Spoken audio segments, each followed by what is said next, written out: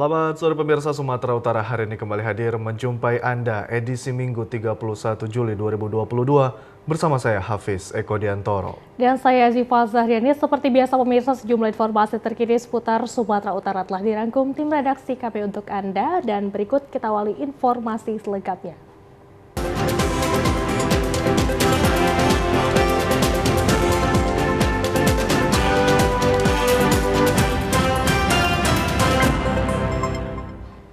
Di informasi pertama pemirsa, cuaca buruk masih terus melanda wilayah Kepulauan Nias membuat para nelayan tradisional tidak melaut. Cuaca ekstrim berupa hujan disertai angin badai dan gelombang tinggi di laut terjadi sejak 2 pekan terakhir. Akibat cuaca ekstrim melanda Kepulauan Nias 2 pekan terakhir, perahu sebelum sampai pada titik biasa nelayan temukan kawanan ikan karena hantaman ombak dan gelombang tinggi. Seorang nelayan Zebua tampak bergegas menepi ke daratan sebelum pukul 11 waktu Indonesia Barat tanpa membawa hasil tangkapan. Berdasarkan penutupannya, selama 3 jam mereka berupaya menyelamatkan diri dari ganasnya gelombang. Akibatnya banyak nelayan enggan melaut menambah perahu berjejer di kawasan tambatan sepanjang tepian pantai Gunung Stoli dan Kepulauan Nias. Nggak ada kosong, Bang. Kenapa, Bang? Ya, mungkin nggak keluar ikannya nyaris. Cuaca, Bang, di tengah tadi? Tadi pagi ya lumayan lah bisa mancing. Karena ya siang-siang tadi agak kabut. Hujan ya, Bang? Ya, hujan. Ombak, iya. Ombaknya agak besar sih. Jadi Abang balik ke daratan ini karena takut nggak? Ya betul. Oke, Bang. Sementara kondisi ini telah berdampak terhadap semakin minimnya pasokan ikan bagi kebutuhan konsumsi masyarakat, termasuk tidak tersuplainya untuk kebutuhan rumah makan dan restoran. Diharapkan kondisi cuaca segera membaik sehingga kawasan maritim Nias nantinya dapat bersahabat bagi mendukung aktivitas para nelayan di daerah tersebut. Nasib pilu dialami Junaidi, seorang warga di Benar Meriah, Aceh, atas tanah miliknya yang belum mendapatkan ganti rugi setelah dijadikan sekolah dasar. Junaidi pun berencana akan melaporkan kasus ini ke Komisi Pemberantasan Korupsi melalui kuasa hukum yang berada di Kota Medan. Dengan didampingi 2 orang kuasa hukum dari Kota Medan sambil membawa bukti dokumen penting surat kepemilikan tanah, Junaidi yang merupakan warga Benar Meriah Aceh melalui kuasa hukumnya saat berada di Bandar Udara Internasional Kuala Namu, Deli Serdang, menceritakan nasib pilu atas persoalan tanah yang telah bertahun-tahun ia alami. Di mana hingga kini ia belum menerima kejelasan terkait ganti rugi tanah miliknya seluas 2,5 hektar yang terletak di Jalan Menderek, Kecamatan Pintu, Rimagayo. Di mana saat ini tanah miliknya telah dijadikan sebuah sekolah dasar oleh Pemkab Benar Meriah Provinsi Aceh. Bahkan pembayaran ganti rugi itu sudah dinantikan Junaidi sejak tahun 2020 silam. Namun harapan Junaidi untuk mendapat hak pembayaran ganti rugi sampai saat ini dari pemerintah daerah kabupaten belum juga terrealisasi. Ilham Tumanggar selaku kuasa hukum Junaidi meminta agar kasus tanah ini dapat segera diselesaikan sehingga hak-hak dari Junaidi dapat terpenuhi dan meminta pemerintah Kabupaten Benar Meriah untuk komitmen dalam menyelesaikan permasalahan pembayaran ganti rugi tersebut. Menurut Ilham Tumanggar selaku kuasa hukum Junaidi dalam kasus tanah ini, mereka menilai ada dugaan indikasi kecurangan oleh pihak-pihak tertentu yang mengambil kesempatan dalam hal pembebasan lahan dan dinilai ada peluang untuk KKN. Atas dasar itu kasus ini berencana akan dilimpahkan ke KPK. Karena kami duga ada dugaan-dugaan, indikasi-indikasi pihak-pihak tertentu yang mengambil kesempatan ataupun yang mencuri-curi kesempatan dalam perkara ini, contohnya dalam hal pembebasan. Karena belum ada pembebasan. Kenapa belum ada pembebasan? Tapi bangunan sudah ada, kan tanda petik di sini kan ada. Artinya ada peluang-peluang untuk KKN di dalamnya. Makanya ini nanti kita limpahkan ke KPK, biarlah KPK nanti yang memproses secara hukumnya. Sebelumnya Junaidi bersama keluarga telah beberapa kali melakukan pertemuan dengan Pemkab Benar Meriah, namun hingga kini permohonannya untuk mendapat hak pembayaran ganti belum terrealisasi.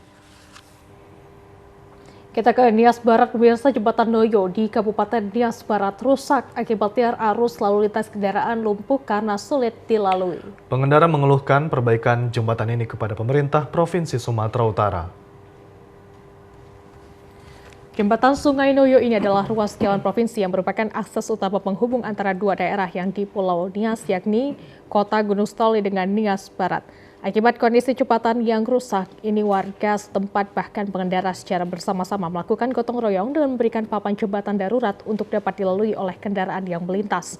Jembatan Noyo ini telah lama dikeluhkan oleh warga di sana dan berharap kepada pemerintah Provinsi Sumatera Utara melalui pemerintah daerah Nias Barat untuk segera melakukan perbaikan jembatan ini sebelum jatuh korban jiwa. Harapan kami bagaimana agar jembatan Sungai Oyo yang situasinya sekarang segera diperhatikan oleh Pemda daerah, sehingga jangan sampai menunggu adanya korban jiwa dengan situasi yang ada sekarang. Korban jiwa secara pribadi nggak ada, tapi dari segi korban kendaraan ada. Ya. Dan bahkan rata-rata pengguna kendaraan trauma melewati hal ini.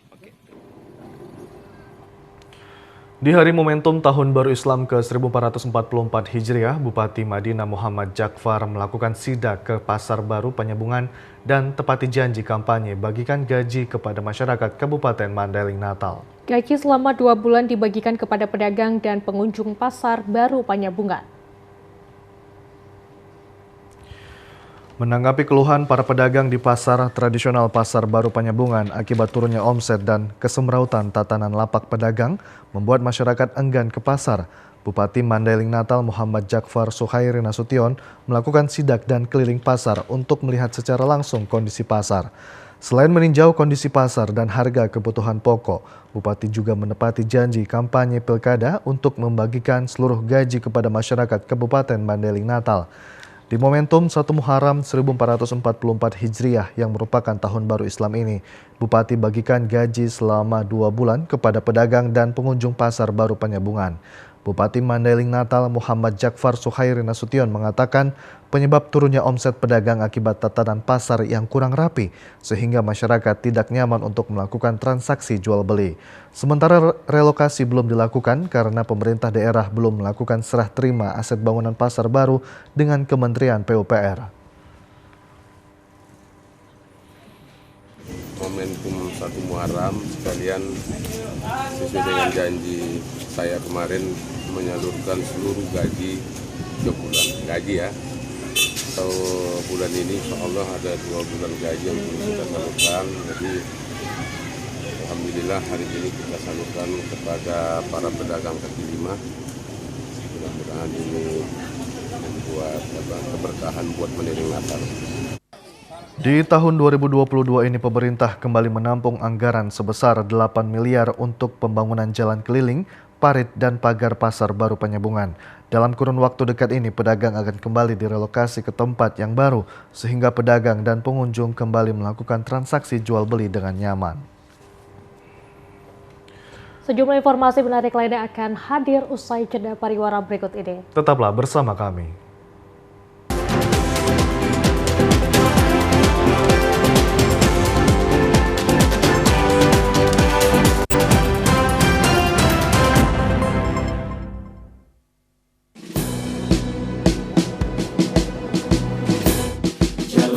Hari dengan 3 wajib, wajib iman, wajib aman, wajib imun, berolahraga, riang gembira.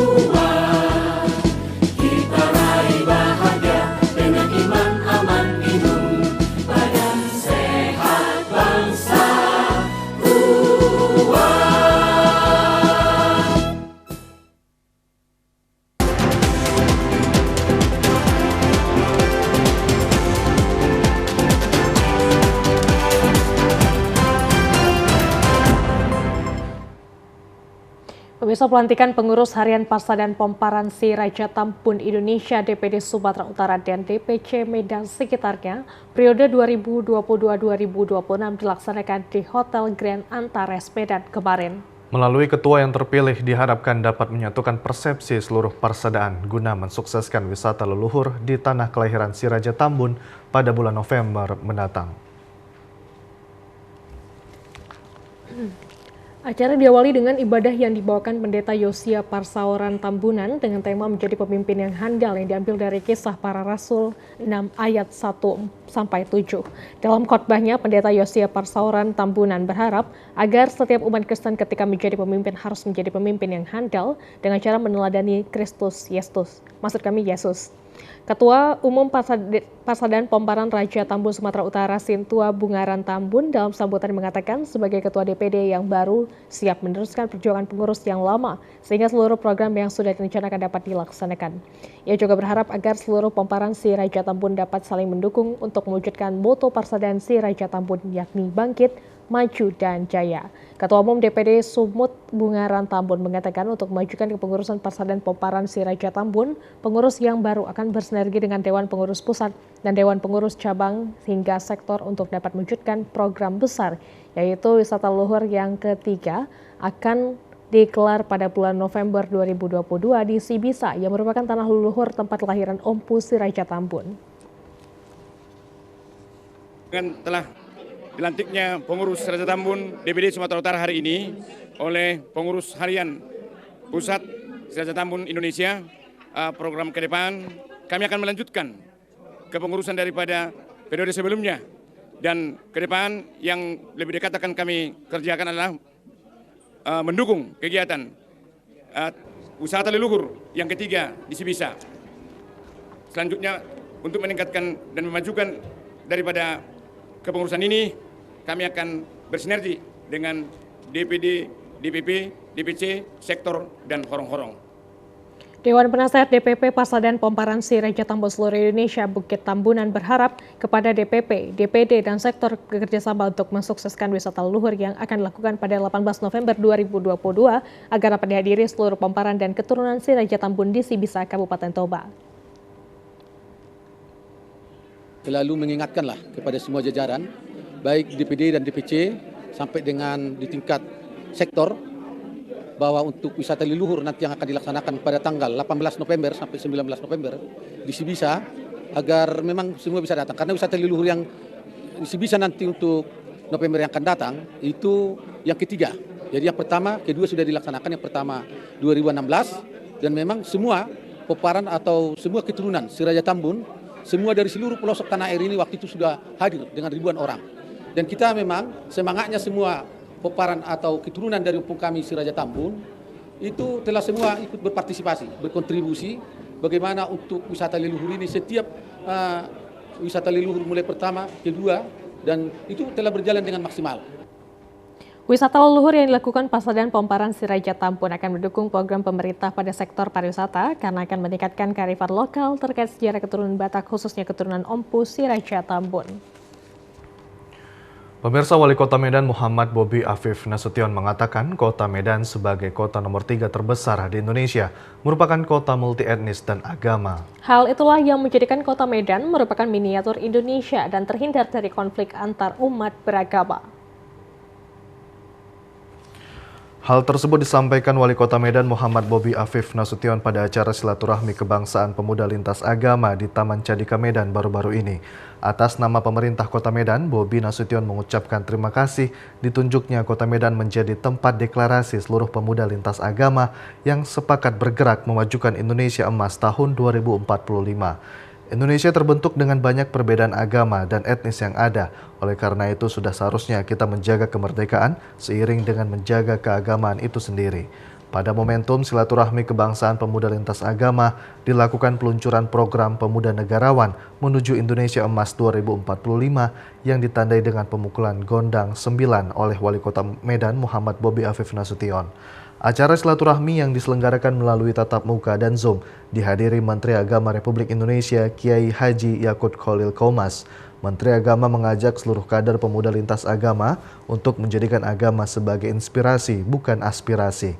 Pemuda lintas agama sebagai garda terdepan bagi setiap masalah yang ada harus konsisten terhadap apa yang dideklarasikan benar-benar diwujudkan dengan perilaku sehari-hari dalam berbangsa dan bernegara.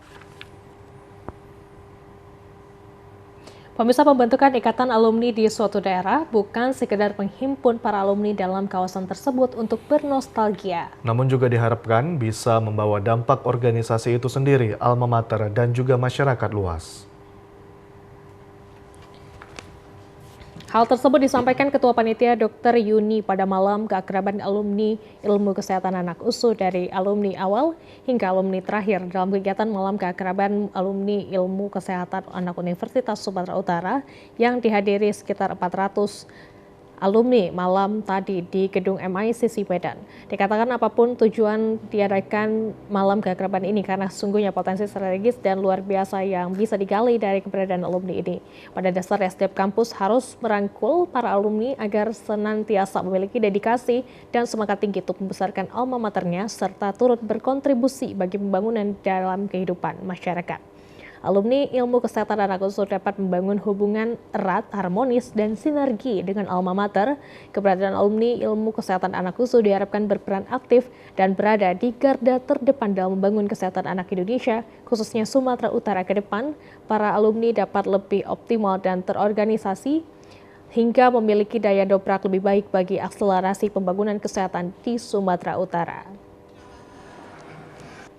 Malam ini acaranya sudah dihadiri oleh sekitar 400 alumni, dokter-dokter dari Ilmu Kesehatan Anak. Jadi dari angkatan pertama sampai yang termuda sudah hadir.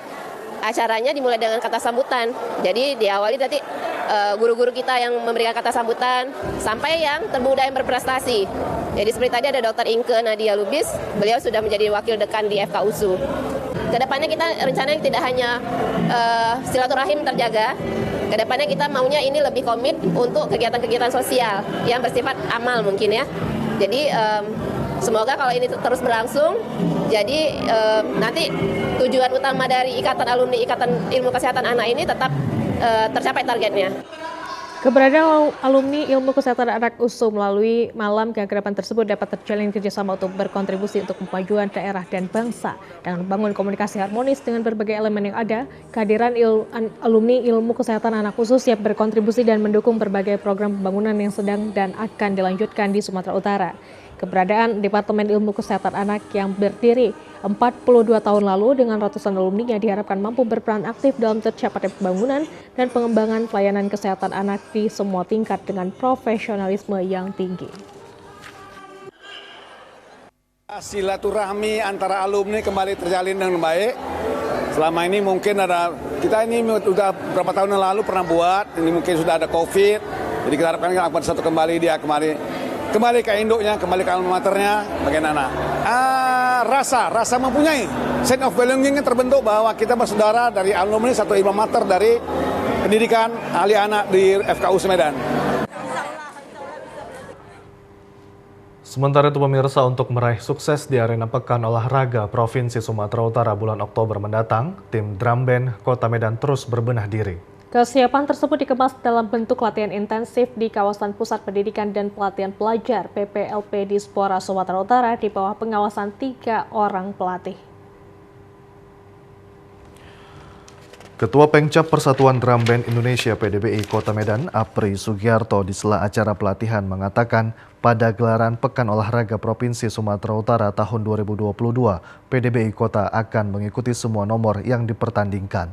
Menurut Apri Sugiarto, 12 kontingen kabupaten kota yang akan mengikuti ajang 2 tahunan tersebut menjadi tantangan tersendiri. Hal tersebut dikarenakan atlet yang akan tampil baik di gelaran Porpropsu direkomendasikan untuk menjadi bagian kontingen Sumatera Utara di pentas nasional, yaitu Pekan Olahraga Nasional PON 2024. Raihan 5 medali emas, 2 perak, dan 1 perunggu di ajang Porpropsu tahun 2019 lalu menjadikan pengurus kota untuk tetap serius mempertahankan atau meningkatkan jumlah raihan medali. Didampingi pengurus cabang PDBI Kota Medan, Apri Sugiarto berharap para atlet tetap serius melakukan pelatihan sebab Pekan Olahraga Provinsi merupakan ajang seleksi untuk menjadi atlet kontingen Sumatera Utara pada gelaran PON ke-21 tahun 2024 mendatang. Persiapan di 2,5 bulan lagi harus bisa dimanfaatkan semaksimal mungkin sehingga target 6 medali emas bisa tercapai. Apri Sugiarto yang juga Kepala Unit Pelayanan Teknis Kebakatan Olahraga Disporasu mengajak agar seluruh pengurus tetap solid dan dalam mempersiapkan atlet menuju Porprofsu. Ya, ini adalah persiapan untuk uji track lapangan LBJP. Karena selama ini kan adik-adik kita masih menggunakan basic latihan di lapangan Dispora di sana di DSG. Nah, sehingga ini salah satu program kita untuk menguji track atletik sesungguhnya bagaimana.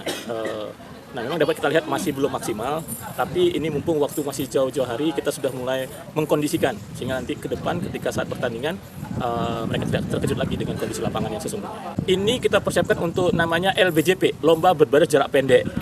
Lomba berjarak pendek ini untuk event apa? Untuk event Porprov Sumatera Utara, Pekan Olahraga Provinsi Sumatera yang akan dilaksanakan pada tanggal 29 sampai tanggal 9 November, 29 Oktober sampai 9 November.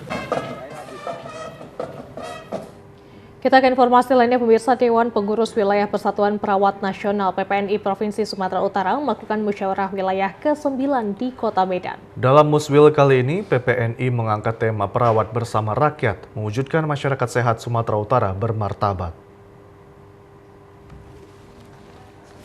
Muswil ke-9 dilakukan di 4 Point Medan, dihadiri oleh pengurus PPNI Pusat, Dewan Pertimbangan, Pemerintah Provinsi Sumatera Utara, dan perwakilan Direktur Rumah Sakit, dan sejumlah tamu undangan lainnya. Musyawarah dilanjutkan dengan musyawarah lanjutan ini dihadiri oleh sebanyak 106 orang anggota PPNI yang berasal dari seluruh kabupaten kota yang ada di Sumatera Utara. Muswil yang digelar kali ini diharapkan dapat berjalan secara lancar dan tidak ada halangan. Ketua PPNI DPW Sumut terpilih nantinya juga diharapkan ketua yang terpilih dapat memperhatikan anggota dan organisasinya. Pemerintah Provinsi Sumatera Utara melalui Kadis Kesehatan berharap nantinya PPNI meneruskan perannya sebagai salah satu garda terdepan di bidang kesehatan terutama di masa pandemi COVID-19. Ini kan waktu pertama dulu ada deadlock ya. Kami berharap bahwa muswil ini kan biasa. Artinya apa? Memilih pemimpin di PPNI, terutama di Sumatera Utara ini kan hal biasa. Kita berharap bisa diselesaikan dengan cepat, kemudian tidak menimbulkan kegaduhan, dan terpilihnya pemimpin yang betul-betul diingini oleh anggota.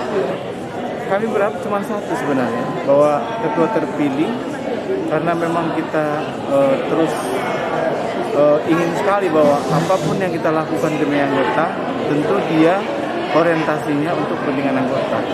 Itu yang terpenting bagi DPP.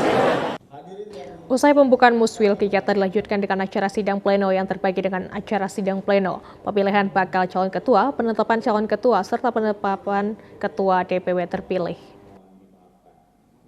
Ya, kita berharap ya organisasi profesi itu kuat, ya terpilih pemimpin yang amanah. Karena pemimpin itu kita harapkan mengayomi anggotanya. Banyak peran tadi sudah kita sampaikan dari pidato Bapak Gubernur Sumatera Utara ya, mulai kita mengawali pandemi Covid 2020. Peran terdepan itu perawat nasional di depan bersama dengan medis ya, dokter ya, bersama dengan elemen masyarakat, karena kita tahu pandemi ini kita tidak bisa selesaikan sendiri, harus ada masyarakat, ada perawat, dan kita pribadi harus bisa menjaganya melalui protokol kesehatan, menerima vaksinasi, dan peran terdepan untuk merawat adalah para medis di seluruh Indonesia. DPP PPNI Sumut, maksud kami Pusat, berharap musyawarah wilayah ke-9 DPW PPNI Sumut ini dapat diselesaikan dengan cepat dan tidak menimbulkan kegaduhan, serta terpilihnya pemimpin yang peduli terhadap anggota dan organisasinya. Ya, pemirsa, sejumlah informasi menarik lainnya akan kami hadirkan sesaat lagi. Tetaplah bersama kami.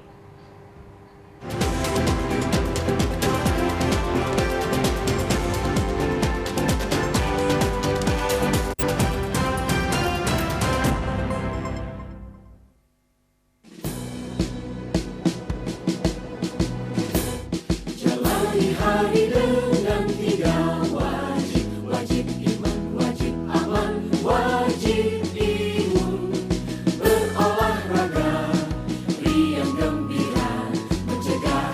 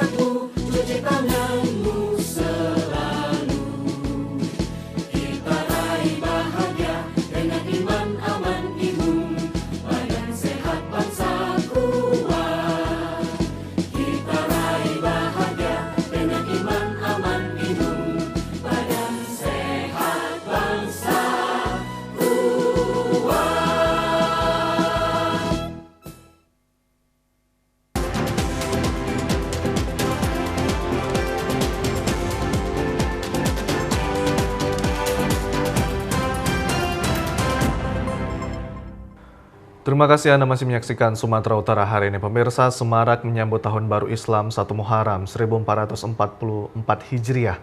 BKM Al-Ikhlas Madio Santoso, Kecamatan Medan Timur, menggelar berbagai kegiatan. Kegiatan yang dilaksanakan ini guna meningkatkan ketakwaan dan keimanan umat Muslim serta meningkatkan ukhuwah Islamiyah.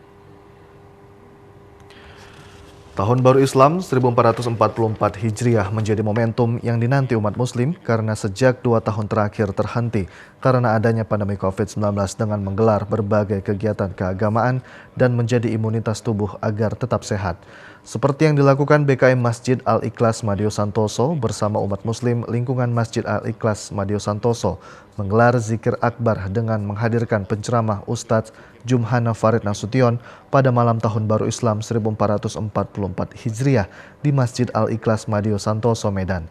Sedangkan pada pagi hari tadi, BKM Masjid Al-Ikhlas Madio Santoso menggelar kegiatan gerak jalan santai sekaligus Lucky Draw yang dilepas Ketua BKM Al-Ikhlas Madio Santoso, Haji Enjang Bahri, bersama Wakil Ketua DPRD Sumut Rahmansyah Sibarani dan Kapolsek Medan Timur Kompol Rino Tambunan dari depan Masjid Al-Ikhlas Madio Santoso.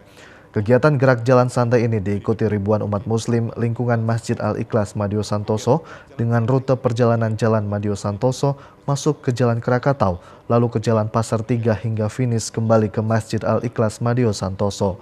Selain gerak jalan santai, juga dilakukan pemberian santunan kepada anak yatim asuhan BKM Al-Ikhlas Madio Santoso yang diserahkan secara simbolis oleh Ketua BKM Al-Ikhlas dan Wakil Ketua DPRD serta Kapolsek Medan Timur.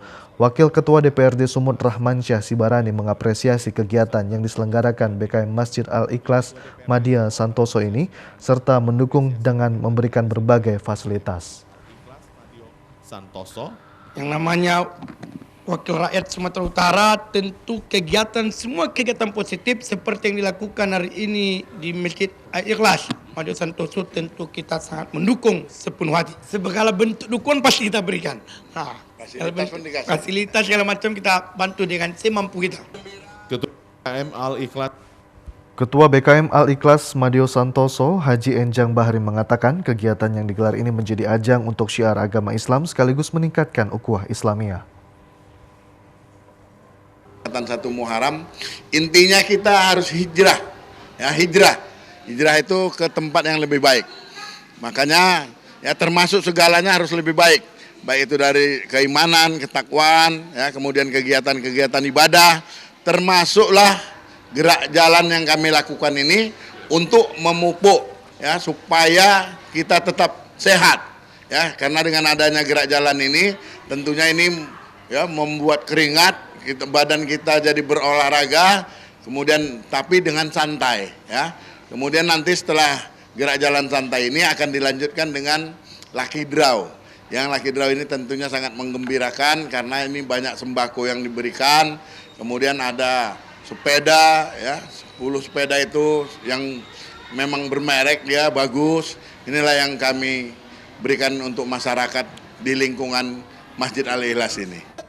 Usai gerak jalan santai dilakukan pencabutan Lucky Draw dengan hadiah yang cukup menarik peserta gerak jalan santai. Pemirsa, perayaan Tahun Baru Islam 1444 Hijriah, tim Melaksnas DPF Jalaluddin Pane Foundation berbagi kebajikan dan kebahagiaan kepada anak yatim piatu, duafa dan fakir miskin. Kegiatan yang dilakukan dengan pawai obor, zikir akbar, santunan serta menghadiahkan baju baru kepada anak-anak yatim piatu. 1 Muharram menjadi momen spesial bagi umat Muslim. Tahun Baru Islam 1444 Hijriah ini, Lasnas DPF Jalaluddin Pane Foundation melaksanakan kegiatan berbagi kebaikan di Desa Sempaya, Brastagi, Kabupaten Karo. Kegiatan diawali dengan zikir akbar dan pawai obor malam pergantian tahun baru atau menyambut Tahun Baru Islam.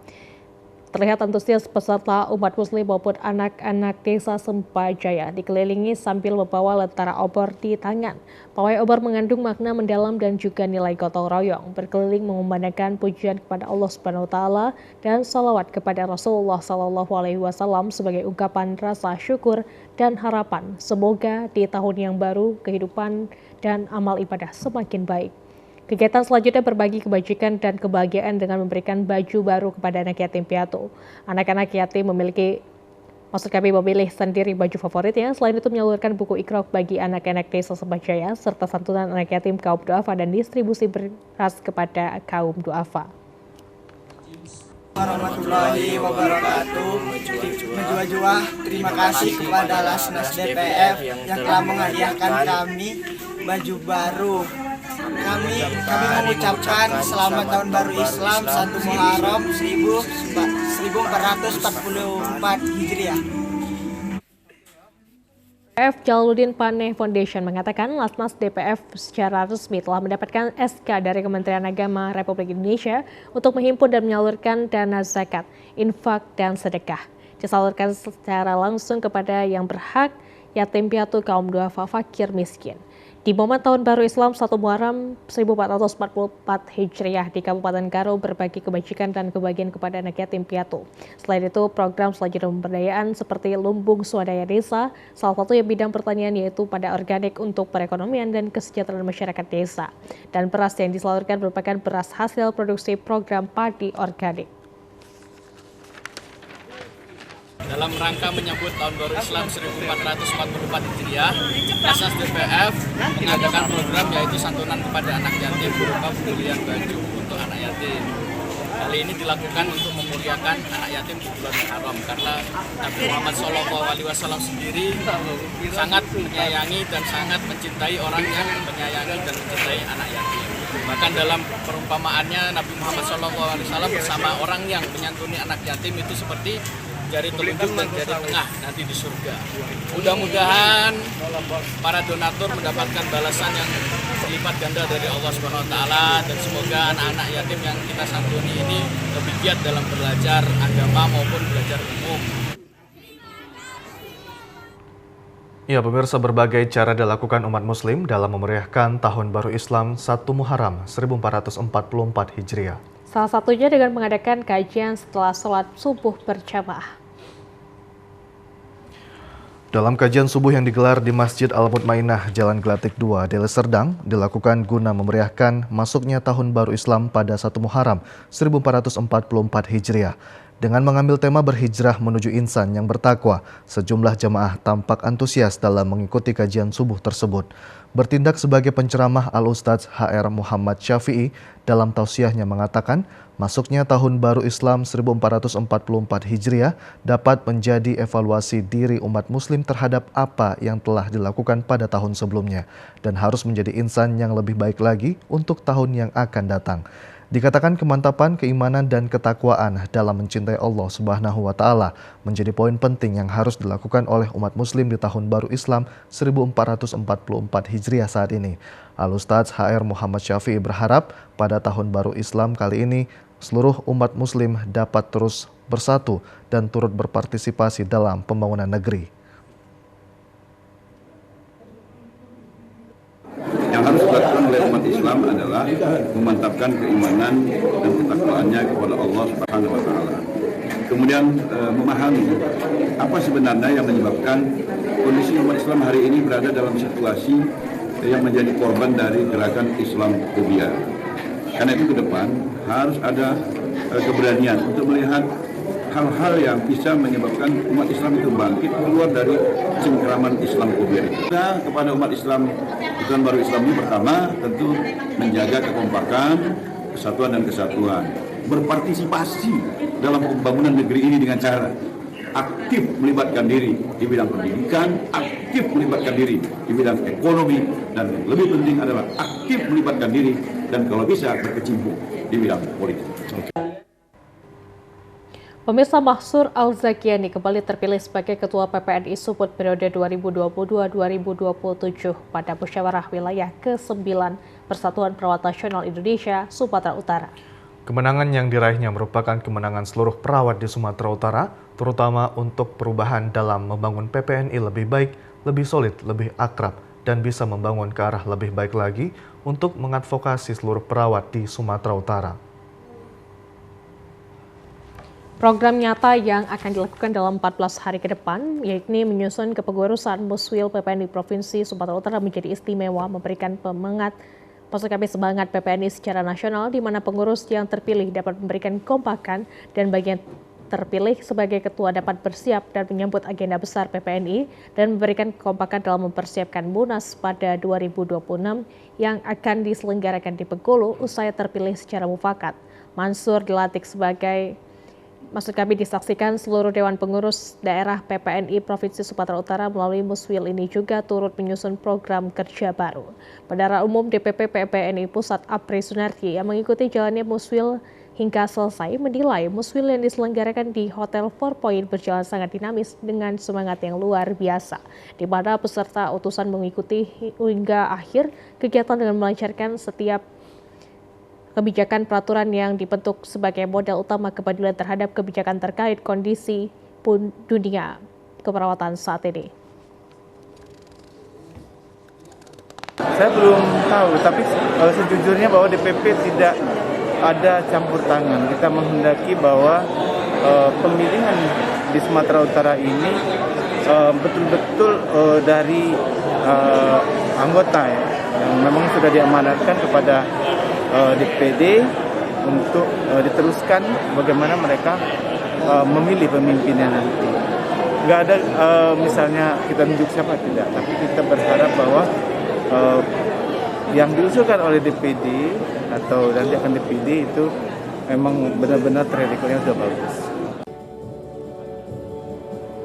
Alumni Kesehatan Anak berkomitmen untuk memberikan pelayanan, pendidikan, dan penelitian yang terbaik. Termasuk memberikan pelayanan kesehatan anak paripurna yang terpadu atau one-stop service terkini dan berbasis bukti dengan berorientasi pada keselamatan pasien serta kendali mutu.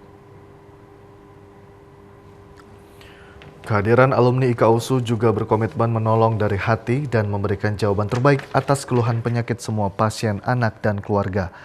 Kehadiran alumni IKAUSU dalam mewujudkan pelayanan prima di bidang kesehatan anak yang manusiawi, terintegrasi dan berbasis bukti, bermutu, serta terjangkau bagi lapisan masyarakat sesuai standar internasional.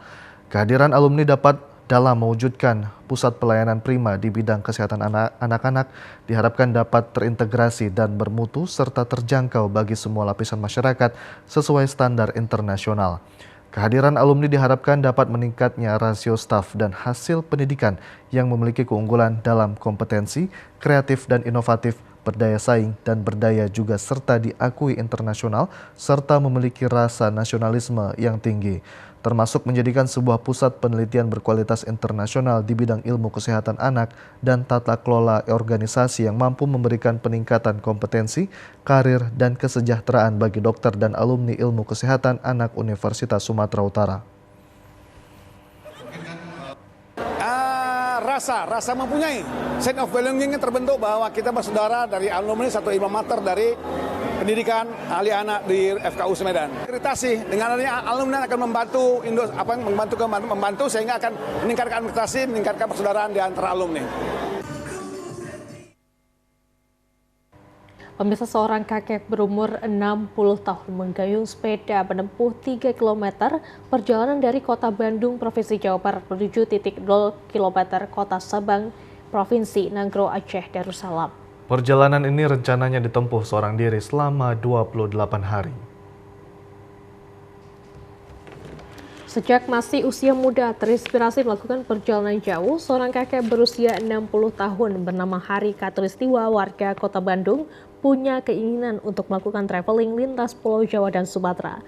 Justru niatnya ini tercapai di saat usianya menjelang senja, hanya bermodalkan keuangan seadanya dan meyakinkan serta dapat dukungan dari komunitas sepeda kota Bandung. Beliau melakukan perjalanan dengan menggayuh sepeda seorang diri menempuh jarak sejauh 3 km menuju titik 0 km kota Sabang, Provinsi Nanggro Aceh Darussalam. Hari Katulistiwa menjelaskan meskipun beliau pernah dipalak di perjalanan tepatnya di perbatasan antara Provinsi Bengkulu dan Sumatera Selatan, namun beliau masih tetap bersyukur bahwa kondisi kesehatan dan sepeda miliknya sampai saat ini dalam kondisi baik.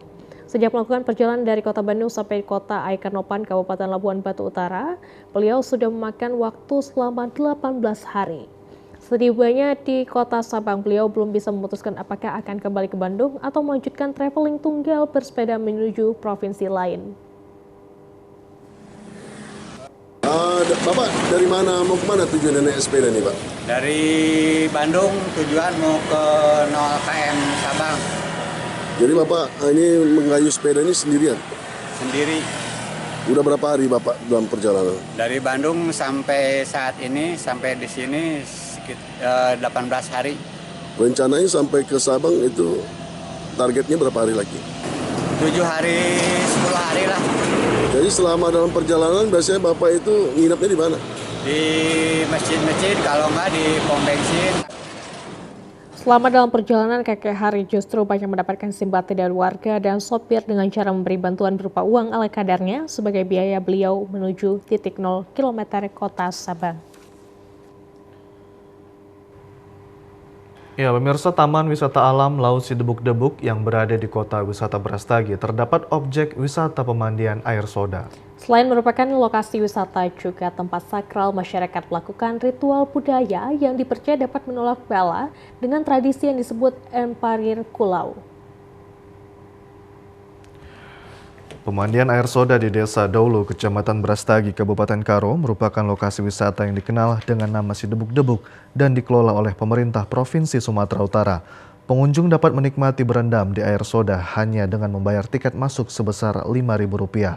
Selain menikmati air soda, pengunjung juga dapat menikmati keindahan panorama Gunung Sibayak dengan kesegaran akan udara dari alam. Terdapat mata air yang langsung berasal dari Gunung Sibayak. Mata air dalam sumur ini merupakan tempat sakral masyarakat melakukan ritual tolak bala atau yang biasa disebut dengan tradisi Erpangir Kulau. Konon katanya dengan berkunjung dan melakukan ritual bisa menolak bala dan mendapatkan rezeki. Menurut Kepala Pos Taman Wisata Alam Sidebuk-Debuk, Bergiat Sembiring, objek wisata ini sudah dikelola oleh pemerintah dan banyak masyarakat yang datang berkunjung selain menikmati air soda yang dapat menghilangkan penyakit kulit, juga lokasi sakral adat budaya Karo. Ada kalender-kalender Karo itu, mulai dari terbitnya bulan sampai dengan bulan purnama, itu banyak orang berpangir kemari.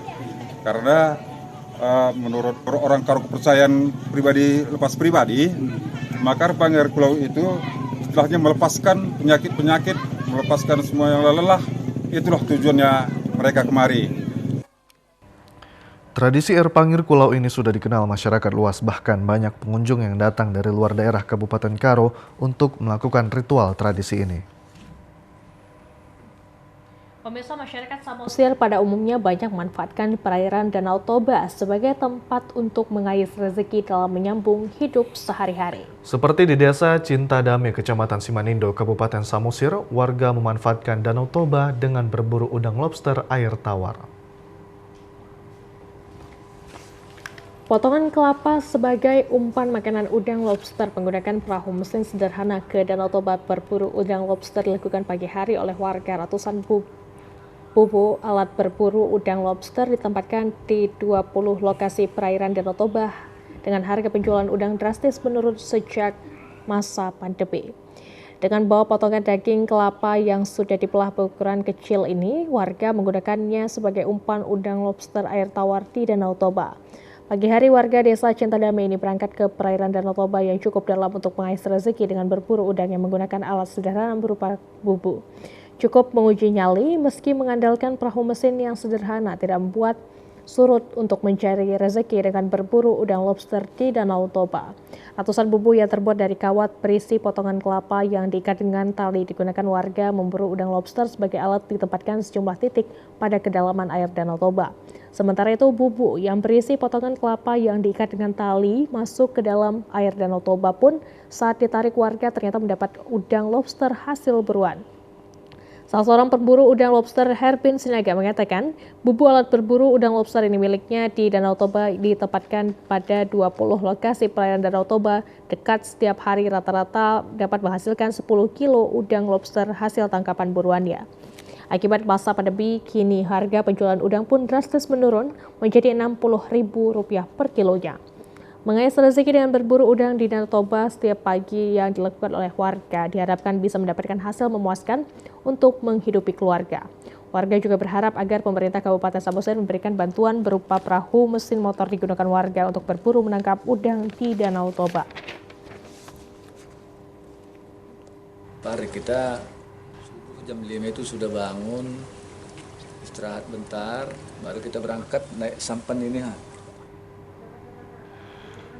Ya, berita selanjutnya pemirsa, di mana Kabupaten Langkat memang sangat kaya dengan objek wisata alam yang sangat mempesona, baik yang sudah dikelola maupun yang belum terjamah sama sekali. Salah satunya adalah wisata pemandian alam yang berada di Desa Sulkam, Kecamatan Kutambaru, Kabupaten Langkat. Objek wisata pemandian alam ini sangat asri dan alami karena belum terjamah. Wisata ini merupakan objek terpendam yang ditemukan warga puluhan tahun lalu, namun sayangnya baru diketahui wisatawan beberapa bulan terakhir. Rencananya warga sekitar bekerja sama dengan Kepala Desa Sulkam akan saling bahu-membahu untuk memperkenalkan objek wisata ini dengan mengusung wisata edukasi dan pemandian alam yang nantinya para wisatawan juga bisa melaksanakan camping ground sembari memancing ikan. Ide ini timbul karena melihat panorama dan pemandangan yang indah sekaligus mampu memperbaiki perekonomian masyarakat yang selama ini hanya bercocok tanam. Untuk menuju lokasi wisata ini memang dibutuhkan kesabaran dan ketelitian karena akses jalan yang masih ekstrim dan berbatuan.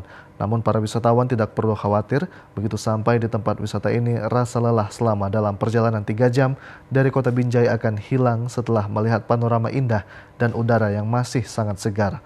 Warga sekitar masih berupaya untuk membuka akses jalan dibantu dengan adanya anggaran dana desa. Kepala Desa Sulkam Gembira Sembiring mengatakan wisata ini baru dibuka selama 2 bulan, namun sudah mampu mendatangkan wisatawan lokal dan diharapkan dengan adanya bantuan dari pemerintah Kabupaten Langkat, wisata ini nantinya mampu memberi pemasukan baik bagi masyarakat maupun pemerintah. Begini, kan lokasi kita ini baru buka, baru sekitar 2 bulan. Jadi rencana ke depannya mau kita jadikan lokasi wisata edukasi, bisa jadi edukasi, bisa juga untuk wisata pemandian alam. Dan sekaligus kita ada rencanakan di belakang ini untuk penangkaran ikan, kalau kami bilang sini di lokal ikan gemuh, sejenis jurung. Jadi inilah yang mau kita kembangkan ke depan. Sangat sulit dijangkau karena memang akses yang sangat ekstrim sekali, dan ini memang kebetulan kita ada program dari dana desa dan tujuan kita memang untuk peningkatan ekonomi masyarakat. Makanya kita gagas bersama masyarakat, barulah ada jalan itu kita buka baru selama 2 bulan pengerjaan. Fasilitas belum ada, sama sekali belum ada fasilitas kita, tapi udah dikunjungi banyak orang juga.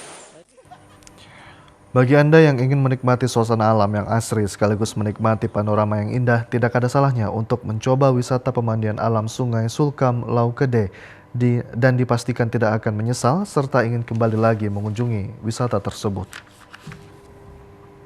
Pemirsa, jika Anda ingin mencoba wisata yang menguji adrenalin, tidak ada salahnya untuk merasakan arung jeram. Sambil menikmati suasana alam yang masih asri dan udara yang sangat segar, dipastikan akan menjadi daya tarik tersendiri. Wisata arung jeram ini berada di Desa Kapras, Kecamatan Kutambaru, Kabupaten Langkat. Dengan mengarungi derasnya hulu Sungai Wampu, dipastikan nyali para pengunjung akan terpacu. Bagi para wisatawan pemula dalam dunia arung jeram, tidak perlu khawatir karena akan dipandu instruktur yang sangat handal dan terlatih, sehingga kenyamanan dan keamanan dalam mengarungi arus sungai akan terjamin. Selain itu, bagi pemula, rute atau jalur yang dilalui adalah jalur pemula dan tetap melintas di deburan air yang bertaburan, sehingga tetap uji nyali masih tetap tertantang. Untuk jalur pemula, para wisatawan hanya dianjurkan mengarungi sungai sepanjang 5 km dengan debit air atau deburan air yang bervariasi dan waktu 3 jam. Sedangkan jalur hobi atau bagi yang sudah mahir bisa mengarungi derasnya arus sungai selama 1 hari penuh. Para wisatawan tidak perlu merogoh kocek yang sangat dalam karena wisata arung jeram di Desa Kapras ini masih perlu promosi sehingga bisa dikenal oleh para wisatawan baik dari lokal maupun mancanegara. Saat mengarungi arus sungai, para wisatawan akan disuguhkan dengan air panas belerang langsung dari aliran tanah karo dan pemandangan unik batu besar dengan bentuk helikopter, dan biasanya para wisatawan langsung mengabadikan dengan berfoto selfie. Camat Kutambaru David Helgot Pardede mengatakan jika ingin menguji nyali khususnya arung jeram, maka Kabupaten Langkat adalah lokasi yang sangat tepat karena derasnya arus sungai yang sangat menantang dan dipastikan panorama alamnya sangat indah dan mempesona. Ini kita tadi sudah sama-sama mengarungi arung jeramnya tadi dari Desa Kapras. Itu upaya yang kami laksanakan dari pihak kecamatan, tentu saja dengan media promosi, salah satunya dengan mengundang media untuk melakukan peliputan dan juga merasakan sendiri sensasi untuk wisata Arung Jeramnya tadi. Harapan saya tentu saja dengan sesuai dengan visi misi Bapak Bupati yang salah satu visinya itu adalah untuk meningkatkan pariwisata di daerah. Salah satunya yang kita lewati tadi tentu saja kami juga harapannya akses jalan, kemudian transportasi dan juga pusat informasi akan dibangun di sini dan juga didukung oleh dinas-dinas terkait termasuk Dinas Pariwisata. Sementara itu pemirsa, melestarikan kebudayaan Sanggar Tari Binaan Koramil 06 Munte Kodim 0205 Tanah Karo, ajarkan generasi milenial tarian tradisional. Diharapkan dapat menjadi wadah bagi generasi milenial untuk terpolisi budaya seperti tarian tradisional yang belakangan ini perlahan mulai memudar dan tertinggal. Anggota TNI Koramil 06 Munte Kodim 0205 Tanah Karo turut berperan dalam melestarikan budaya dan adat istiadat ajarkan generasi milenial tarian tradisional. Dengan menggandeng Sanggar Tari Ture-Ture PPG Desa Kutambaru Kecamatan Munte Kabupaten Karo, kaum milenial dibekali akan keterampilan menari tradisional khas adat Karo. Pelatihan ini pun mendapat dukungan khusus dari TNI dan juga pemerintahan desa, di mana kegiatan ini bersifat positif dan dapat menjadi wadah bagi kaum milenial untuk mewarisi tradisi dari leluhurnya. Babinsa Koramil 06 Munte Serka Sarwan mengatakan pembinaan dengan warisan seperti tarian tradisional agar anak muda tidak melupakan sejarah, tidak terkontaminasi budaya barat yang berdampak buruk terhadap perkembangan anak muda. Diharapkan melalui kebudayaan tari tradisional ini dapat mengangkat kebudayaan etnis Karo setingkat lebih tinggi. Kegiatan pembinaan untuk adik-adik kita milenial ini agar nantinya adik-adik kita ini tidak melupakan sejarah tarian. Karena tradisional sekarang ini sudah memudar. Kita fokuskan kepada anak-anak milenial ini agar dia cinta kepada budayanya. Dengan begitu maka bisa berkembang tarian tradisional ini bisa meluas. Kita doakan bisa meluas ke penjuru Indonesia. Bisa-bisa ke luar negeri kalau memang itu ada kemauan dari adik-adik kita ini. Juga dengan adanya tarian-tarian ini, kita menghindarkan dari adik-adik ini ke jenjang negatif. Kepala Desa Kutambaru Benyamin Semiring menerangkan bahwasanya sanggar tari ini sudah ada sejak 2 tahun lalu. Namun selama ini kurang tim pengajar yang hanya bergantung dari beberapa mahasiswa jurusan seni. Tarian adat etnis Karo diharapkan akan menjadi daya tarik wisatawan untuk berkunjung, di mana di Desa Kutambaru, Kecamatan Munte, Kabupaten Karo, memiliki lokasi wisata puncak Pelangkah Gading dengan panorama eksotik pemandangan Gunung Sinabung, tempat berkemah motocross maupun petualangan menyusuri hutan yang sangat menarik. Terkendala baik dari sisi anggaran dan terkendala dari sisi pelatihan. Guru-guru pelatih itu yang masih kita sangat butuhkan. Soalnya kita mau melestarikan budaya-budaya dari zaman leluhur kita dulu. Harapan kita untuk sanggar ini intinya dulu anak-anak kita bisa mewarisi kebudayaan yang ada di kampung ini. Itu dulu salah satu. Dan termotivasinya anak-anak generasi sekarang ini biar tidak melupakan sejarah.